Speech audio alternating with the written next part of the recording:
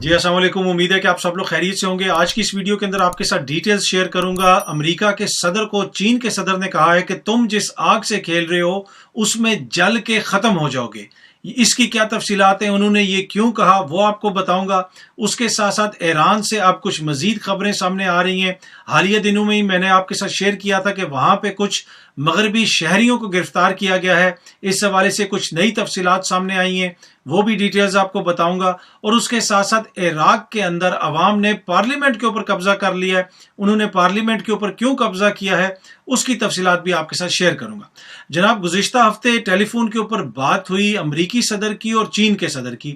چین کے صدر نے امریکہ کے صدر کو منہ کے اوپر ٹیلی فون کے اوپر کہا کہ جناب آپ جس آگ سے کھیل رہے ہیں اس میں جل کے آپ ختم ہو جائیں گے۔ انہوں نے کہا کہ جو لوگ آگ سے کھیلتے ہیں ان کو سمجھنا چاہیے کہ وہ اس کے اندر پیرش ہو جاتے ہیں، آگ انہیں جلا کے راکھ کر دیتی ہے۔ اب یہ بات انہوں نے کہی تائیوان کے تناظر میں۔ آپ کو پتا ہے کہ چین کا یہ موقف ہے کہ تائیوان ہمارا صوبہ ہے اور اس کی ہمارے ساتھ ری یونیفیکیشن ہونی ہے، دوبارہ اس نے چین کا حصہ بننا ہے۔ لیکن امریکہ یہ کہتا ہے کہ تائیوان ایک انڈیپینڈنٹ ملک ہے، امریکہ نے اس کے ساتھ سفارتی تعلقات بھی بنائے ہوئے ہیں، اس کے ساتھ ٹریڈ بھی کرتا ہے، اور تائیوان کے مسئلے کے اوپر اکثر امریکہ اور چین کے درمیان سخت جملوں کا تبادلہ بھی ہوتا رہتا ہے۔ لیکن ماضی میں یہ ہوتا تھا، کوئی نچلے درجے کا کوئی آفیشل، چینی آفیشل یا پھر ان کا کوئی اہلکار اس قسم کا کوئی سخت بیان دے دیتا تھا۔ پھر جب آہستہ آہستہ چین کی طاقت میں تھوڑا اضافہ ہوا تو ہم نے دیکھا کہ ان کے جو منسٹر لیول کے لوگ ہیں، ان کے جو وزیر خارجہ لیول کے لوگ ہیں، انہوں نے اس قسم کی باتیں کرنا شروع کر دیں، یا پھر ان کے جو وزارت خارجہ کے سپوکس پرسن ہیں وہ کوئی اس قسم کی بات کر دے گا، سخت بیان دے دے گا۔ لیکن اب براہ راست چین کے صدر نے امریکی صدر کو کہا ہے کہ تائیوان جو ہے وہ ہمارے لیے ریڈ لائن ہے، اگر آپ اس سے کھیلیں گے تو بنیادی طور پہ آپ آگ سے کھیل رہے ہیں اور آپ اس کے اندر جل کے ختم ہو جائیں گے، راکھ ہو جائیں گے۔ اب تائیوان کی ایک طرح سے اسٹریٹجک امپورٹنس بھی ہے، اس لیے کہ اگر آپ تائیوان کو دیکھیں جدھر وہ لوکیٹ کرتا ہے اس انڈو پیسیفک میں، وہاں پہ اگر امریکی بحری بیڑے آ جائیں گے، امریکی فوج آ جائے گی، امریکہ کو کسی قسم کا اڈا مل جائے گا تو وہ چین کے لیے ایک طرح سے سیکیورٹی کا خطرہ بھی بن جائے گا۔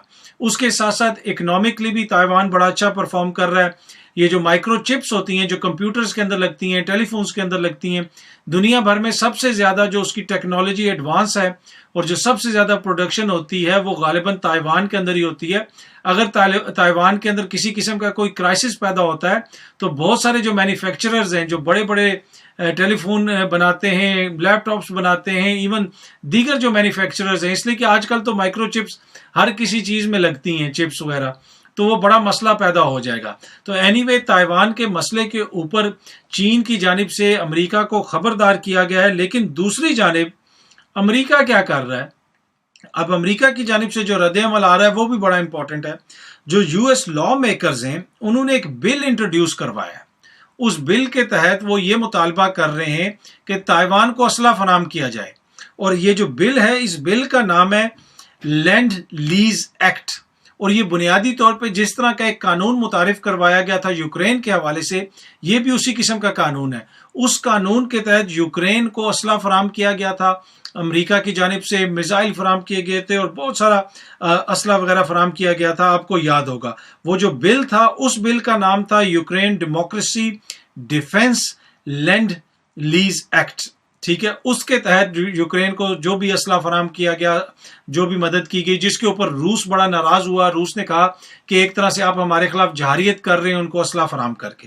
تو اینی وے اسی نوعیت کا اب یہ ایک ایکٹ متعارف کروایا گیا ہے امریکہ کے جو لا میکرز ہیں، جو قانون ساز ہیں، ان کی جانب سے۔ اچھا، اب اس طرح کی جب کوئی بات ہوتی ہے دنیا کے کسی بھی ملک کے اندر تو آپ سوچ رہے ہوں گے کہ حکومت کی طرف سے متعارف کروایا گیا ہوگا تو کیا پتا کوئی اس کے دیگر لوگ مخالفت بھی کر رہے ہوں گے، لیکن جہاں پہ یہ لوگ یہ سمجھتے ہیں کہ اس میں ہمارا قومی مفاد ہے، وہاں پہ یہ اکٹھے ہو جاتے ہیں، کیونکہ یہ جو بل ہے یہ ڈیموکریٹس اور ریپبلکنز نے مل کے کروایا۔ یہ اسی طرح ہے کہ جہاں پی ٹی آئی اور نون لیگ مل کے کوئی بل متعارف کروا دے، या पीपल्स पार्टी और नून लीग मिल के मुतारिफ करवा दें। पीपल्स पार्टी और नून लीग तो मिल के मुतारिफ करवाते हैं वो बिल्स जिससे उनका अपना इक़्तिदार मजबूत हो, या नैब के कानून में तब्दीली करनी हो, या फिर ईवीएम के कानून में तब्दीली करनी हो, ओवरसीज पाकिस्तानियों से वोट का हक छीनना हो, उस पर तो ये इकट्ठे हो जाते हैं। कौमी मफाद हो, जिस तरह काला बाग डैम है या कोई और कौमी नौयत का मसला है, उसके ऊपर ये इकट्ठे नहीं होते। तो एनीवे यहाँ पे रिपब्लिकन्स और डेमोक्रेट्स ने मिल के ये बिल इंट्रोड्यूस करवाया है और बुनियादी तौर पे एक पैगाम दिया है कि इस चीज़ के ऊपर हम बिल्कुल एक हैं। अब यहाँ पे अमेरिका जमहूरियत का नाम लेगा, अमेरिका चाइना को भी कहेगा जनाब ये तो हमारे लॉ मेकर्स हैं, कानून साज हैं, ये डेमोक्रेटिकली इलेक्टेड हैं, तो उन्होंने मुतारिफ करवा दिया तो ये तो जनाब बड़े इस पे पड़ेगा, प्रेशर पड़ेगा, ये होगा वो होगा। ये डेमोक्रेसी को, जमहूरियत को ना अपने उसके लिए यूज़ करते हैं, अपने मकासद के लिए यूज़ करते हैं। पिछले दिनों हमने अमरीकी टीवी के ऊपर ही देखा कि CIA के साबिक सरबराह बैठे हुए ये बता रहे थे, अमरीकी टीवी को इंटरव्यू देते हुए उन्होंने कहा कि हम रजीम चेंज वगैरह तो करते हैं दुनिया में, लेकिन अच्छे मकसद के लिए करते हैं और जमहूरियत के लिए करते हैं, जमहूरियत की मजबूती के लिए करते हैं। तो ये जिधर भी रजीम चेंज करें वो अच्छे कामों के लिए होती है और जमहूरियत के लिए होती है। और पाकिस्तान के हवाले से भी जो कुछ हुआ वो भी आपको पता है, बहुत सारी तफसीलात हैं, खान साहब उस हवाले से इल्ज़ामात भी लगाते हैं। अच्छा, दूसरी खबर जो मैंने आपके साथ शेयर करनी है, हाल ही में मैंने आपके साथ एक वीडियो शेयर की थी जिसमें मैंने आपको कुछ फुटेजेस दिखाई थी।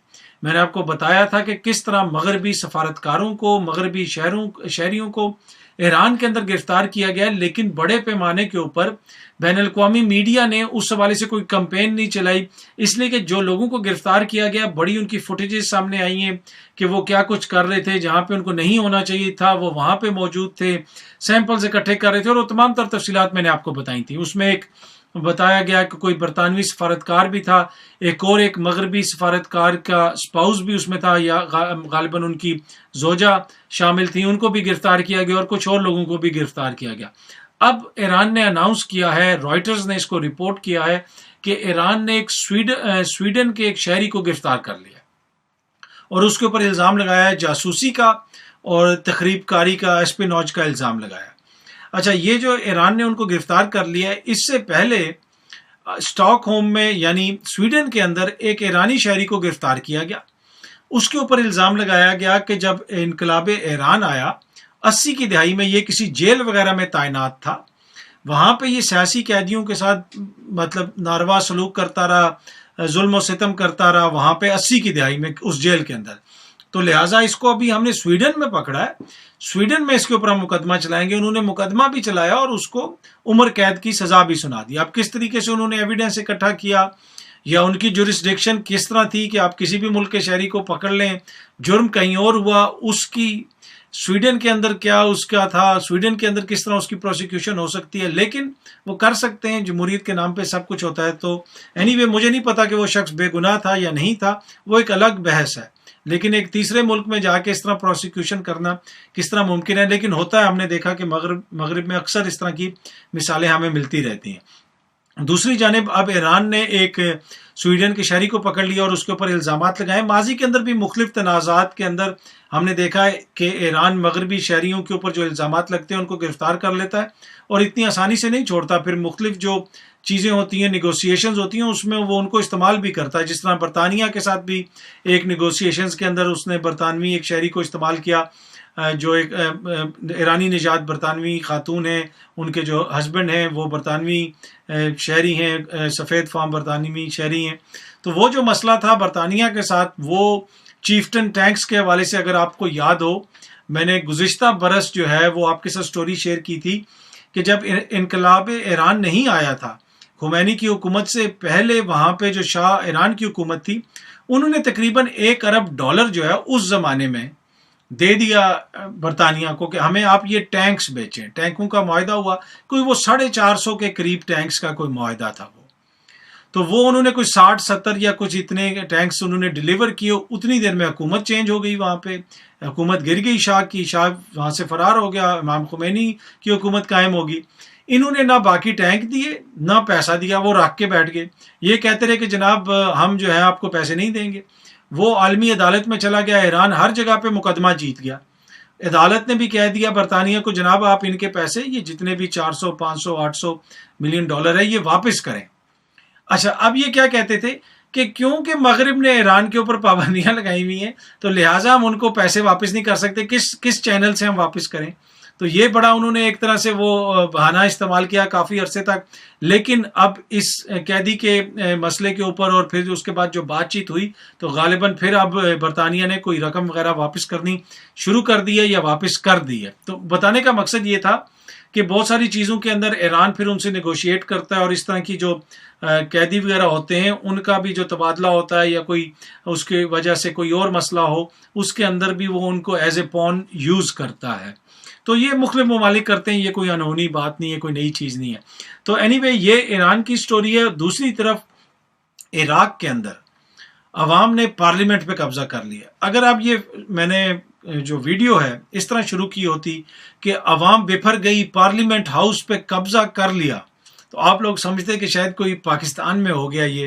اور اگر وہ میں نے عوام کو، جسے آپ کہتے ہیں نا اکثر لوگ سینسیشن پھیلانے کے لیے جو ہے وہ کہتے بھی ہیں اس طرح کہ جناب یہ ہو گیا تو وہ ہو گیا. پر اینی وے عراق کے اندر بھی اس وقت ایک طرح سے پولیٹیکل جسے آپ کہہ سکتے ہیں کہ بحران آیا ہوا ہے، سیاسی بحران ہے. وہاں پہ گزشتہ برس غالباً اکتوبر میں جو الیکشنز ہوئے تھے اس کے بعد سے کوئی واضح فاتح سامنے نظر نہیں آیا. ایک طرف تو جو مقتدر الصدر ہیں وہ سامنے آئے کہ جناب ان کی جو جماعت ہے اور ان کا جو الائنس تھا اس کو تھوڑی سی نشستیں زیادہ حاصل تھیں اور وہ حکومت بنانا چاہتے تھے. لیکن دوسری طرف ایک اور الائنس نے مل کے ایک حکومت بنانے کا اناؤنس کر دیا اور ایک وزیر اعظم کو بھی وہ سامنے لے کے آئے. لیکن جو مقتدر الصدر ہیں ان کے حامیوں نے پارلیمنٹ کے اوپر قبضہ کر لیا اور اب یہ سارا بحران آگے چل رہا ہے. ان کا بنیادی کہنے کا جو مطالبہ ہے یا کہنے کا جو مقصد ہے وہ یہ کہتے ہیں کہ جی ہمارا احتجاج کا مقصد بھی یہ ہے کہ ایک تو ہماری سٹیک ہے، ہم لوگ زیادہ سیٹیں جیتے تھے، ہمارا الائنس زیادہ سیٹیں جیتا تھا یا زیادہ ووٹ اس نے لیے، تو اس سے بھی مشاورت کیجیے. اور دوسرا یہ جو وزیر اعظم لگا رہے ہیں، اگر میں ان کا نام صحیح پرناؤنس کر رہا ہوں کہ السودانی یا السودنی ان کو کہتے ہیں، کہ یہ بڑا کھٹ پتلی قسم کا وزیر اعظم ہے جس کے اوپر انہوں نے ایگریمنٹ کیا ہے، جس کے اوپر یہ سارے راضی ہوئے ہیں. یہ اسی طرح کی شخصیت ہے جس طرح نوری المالکی تھے. ان کے حوالے سے بھی وہ یہ کہتے تھے کہ وہ ایک طرح سے پاپٹ تھے، ایران کا کہنا مانتے تھے. تو یہ بھی اسی قسم کا کوئی وزیر اعظم ہوگا اور ان کے اوپر زیادہ اثر و رسوخ ایران کا ہوگا. تو لہٰذا وہ کہتے ہیں کہ سارے عمل کے اندر آپ ہمیں بھی شامل کریں. ان کو شامل نہیں کیا گیا تو ان کے پھر سپورٹرز نے پارلیمنٹ ہاؤس کے اوپر قبضہ کر لیا. اب وہ وہاں پہ بیٹھے ہوئے. اب دوسرا بات یہ ہے کہ اس سارے تناظر کے اندر ایک چیز اور کھل کے سامنے آ رہی ہے کہ خطے کے اندر ایران کا اثر و رسوخ بڑھ رہا ہے. مختلف ممالک کے اندر یا پھر ایسی رجیمز ہیں جو ان کو سپورٹ کرتی ہیں ایران کو اور ایران ان کو سپورٹ کرتا ہے، یا ایران خود وہاں پہ موجود ہے. جس طریقے سے شام میں ایران کی فورسز موجود ہیں. اس کے علاوہ یمن کے اندر جو ہے وہ جو ہوتی ملیشیا ہے وہ ایران کے بڑے قریب ہیں. لبنان کے اندر حزب اللہ ہے. اب عراق کے اندر جو صورتحال ہے وہ بھی آپ کو پتہ ہے کہ وہ جو میں نے آپ کو ٹینکوں کی سٹوری سنائی تھی نا کہ جو ایران نے خریدنے تھے ٹینک اور پیسے دے دیے تھے برطانیہ کو، جب شاہ ایران کی حکومت گری اور امام خمینی کی حکومت آ گئی تو وہ ٹینک جو ہیں برطانیہ نے ان میں سے کچھ صدام حسین کو دے دیے تھے. اور اس وقت آپ کو پتا ہے کہ ایران عراق جو ہے وہ جنگ وغیرہ بھی چلتی رہی. تو اینی وے تو یہ ایران کے اوپر الزام لگتا ہے اور اسی وجہ سے اب کچھ عرب ممالک نے اسرائیل کے ساتھ مل کے ایک مشترکہ جسے آپ کہہ سکتے ہیں ڈیفنس شیلڈ بنانے کا پروگرام بنایا ہے جو آپ کی بنیادی طور پہ آپ کی فضائی حدود کی حفاظت کرے گا. اس میں وہ کوئی لیزر نئے ویپنز ہیں وہ بھی استعمال کریں گے. اس حوالے سے ان کی کوئی میٹنگز وغیرہ بھی ہوئی ہیں اور حالیہ عرصے میں جو صدر بائیڈن نے اسرائیل کا دورہ کیا تھا وہاں پہ ان کو بھی اس حوالے سے بریفنگ دی گئی اور انہوں نے بھی کہا ٹھیک ہے جناب آپ مل کے بنائیں کیونکہ ایران سے خطرہ ہے کچھ عرب ممالک کو بھی اور اسرائیل کو بھی. تو یہ تو چکر ہے جناب ایران کا، عراق کا اور اس خطے کا. وہاں پہ بہت ساری چیزیں چل رہی ہیں. اور دوسری جو امپورٹنٹ خبر تھی جو میں نے آپ کے ساتھ شیئر کی کہ چائنا کے صدر نے امریکہ کے صدر کو کہا ہے کہ جناب آپ جو کر رہے ہیں آپ آگ سے کھیل رہے ہیں اور آپ جل کے اس میں ختم ہو جائیں گے. اب چائنا کہہ سکتا ہے معاشی طور پہ مضبوط ہے، اس کی معیشت مضبوط ہے. اب پاکستان جیسا ملک تو نہیں کسی کو کہے گا نا. ہمیں تو ڈونلڈ لو کہتا ہے کہ اپنے وزیر اعظم کو فارغ کرو نہیں تو جناب ہم یہ کر دیں گے. تو ہماری پوری ریاست جو ہے وہ لیٹ جاتی ہے ڈونلڈ لو کے آگے، اس کے ایک بیان کے آگے. اب کیوں لیٹ جاتی ہے؟ لیٹ اس لیے جاتی ہے کہ ابھی ہم نے $1 ارب یا $1.5 ارب لینا ہے. اس کے لیے پوری ریاست منتیں کر رہی ہے. ہمارے آرمی چیف بیچاروں کو بھی فون کرنا پڑ رہا ہے امریکیوں کو. وہ جو طارق فاطمی ہیں اور ڈان لیکس کے مرکزی کردار وہ بھی اسی اہلکار سے مل کے آ رہے ہیں، وینڈی شرمن سے آرمی چیف بھی اس کو فون کر رہے ہیں. تو یہ ہماری حالت ہے، ہماری معیشت کی حالت ہے، ہماری سفارتکاری کی حالت ہے. تو ہم تو ان کا مقابلہ نہیں کر سکتے، معاشی طور پہ ہم مضبوط نہیں ہیں، کیونکہ آپ کو پتہ ہے کہ ہمارے جو سفارتکار ہیں جنہوں نے جا کے ہماری خود مختاری کا مقدمہ لڑنا ہے، ہماری آزاد خارجہ پالیسی بنانی ہے، ان کی مرات بھی آئی ایم ایف جو ہے اب ڈکٹیٹ کر رہا ہے. جو ان کو مرات ملتی تھیں آئی ایم ایف کے کہنے کے اوپر، ہماری حکومت نے اس پہ ٹیکس لگا دیا ہے. تو وہ ڈونلڈ لو تو یہ بھی کہہ سکتا تھا نا سامنے بیٹھ کے، اوئے آئی ایم ایف کو کہہ کہ جناب تمہاری جو باقی تنخواہ ہے اس کے اوپر بھی ٹیکس لگوا دوں گا، تمہاری کیا جرت ہے کہ میرے ساتھ اس طرح بات کرو. تو یہ ہماری خود مختاری ہے، ان کی ڈکٹیشن لیتے ہیں. ہم اپنے افسران کی تنخواہیں بڑھانی ہو یا اپنے سفارتکاروں کی تنخواہیں کم کرنی ہو، یہ ہمیں آئی ایم ایف بتاتا ہے. تو جس ملک کی یہ حالت ہو تو اس کو زیادہ خود مختاری کی باتیں نہیں کرنی چاہیے، زیادہ بڑے بڑے ڈائلاگ نہیں بولنے چاہیے جو ہم بولتے ہیں سم ٹائم، اور بڑا کہتے ہیں کہ جناب ہم یہ طاقت ہیں، ہم وہ طاقت ہیں. جناب ہم وہ طاقت ہیں کہ جس کی حکومت اور جس کے تمام اہلکار اس وقت پوری دنیا کے ترلے منتیں کر رہے ہیں کہ جناب ہماری حالت یہ ہو گئی ہے کہ اب تو ڈالر بھی ہم سے کنٹرول نہیں ہو رہا، تو لہٰذا آپ ہمیں جلدی سے پیسے لے کے دیں، ساری پیمنٹ پھنسی ہے، پیمنٹ سانو کرا دو. جیسا ہوتا ہے نا کسی طاقتور بندے کو بندہ کہتا ہے یار وہ پیسے نہیں میرے دے رہا ہے، یا ان سے مجھے قرضہ لے دیں، کچھ پلیز مہربانی کریں. تو اس حالت میں ہمارا ملک پہنچا ہوا ہے. Anyway sad state of affairs ہے. گورننس کے جو حالات ہیں وہ بھی آپ کے سامنے، ملک میں مکمل طور پہ یہ جو حکمراں اتحاد ہے اس کی جو کارکردگی ہے وہ آپ کے سامنے، میں اس میں زیادہ ڈیٹیلز میں نہیں جاؤں گا. اینی وے امید ہے کہ یہ ویڈیو آپ کو پسند آئی ہوگی. بہت جلدی آپ سے دوبارہ ملاقات ہوگی. بہت بہت شکریہ. Thank you so much.